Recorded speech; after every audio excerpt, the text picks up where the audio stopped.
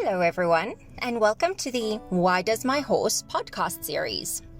My name is Birgitta, and I've been working with horses for over 25 years now. I also have a degree in psychology and a number of qualifications in equine behavior, and a never-ending love of learning more about the science behind horse behavior. This podcast is aimed at answering some common questions you may have about your beloved horse child, using science and experience as our guide. So, all of that aside, let's get into it.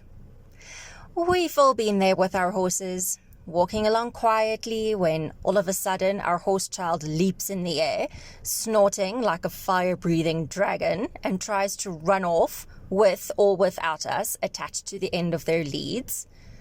We look around and notice the source of their terror, the hosepipe, serpent of death, or the wheelbarrow of doom. Whatever your horse's nemesis is, you've seen it 1,000,000 times, and your horse seems horrified each time and tries to make a beeline for the hills. There is actually a good reason for this, and it's called categorical perception. Our human brains are pretty advanced and have developed the ability to group things that have common characteristics together, so that we can immediately recognize them for what they are and therefore take up less thinking time.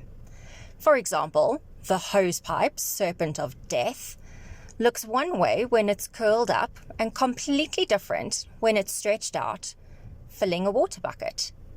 Our brains can look at it, recognize that those two pictures look very different, but see that the colors and textures are the same, and so group it into one category, namely, this is a hosepipe. That way, whenever we come across the hosepipe, regardless of how it's lying or what it's doing, we just shrug and move on because we know it's a hosepipe. Unfortunately, horses don't come with this nifty built-in feature. They will notice the hosepipe, serpent of death, coiled up, and after an initial spook, they might make peace with it, lying coiled up in a corner, not bothering him. But when he comes out of his stable tomorrow, that dang snake has moved and is assaulting a water bucket, clearly on a rampage. It looks completely different, and it absolutely is not the same item as he saw yesterday. It looks different, so it is different. It gets even better.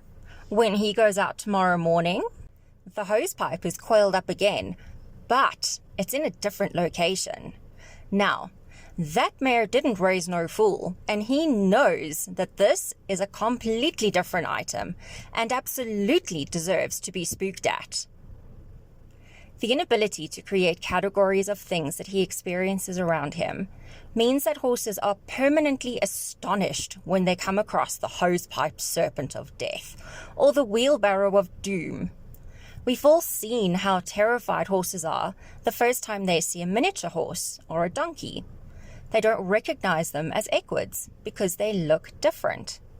This experience of newness doesn't just apply to what horses see, but also to what they hear, smell, taste, and so on. A lot of the training we do to desensitize our horses is probably not as effective as we might think, because ultimately, we're probably just getting them used to one item or stimulus. But a different environment or new version of the same item might floor them.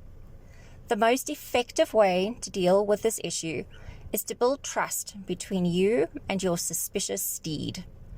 Although it's really hard for us to imagine a world without categorical perception, it is 100% the reality that our horse children live in. And to be fair, it can't be very easy for them.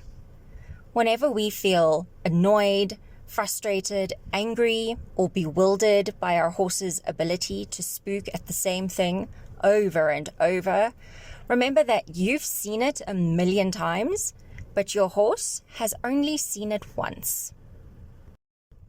That's it for today's episode. I hope you enjoyed it and learned something new about our incredible equine friends.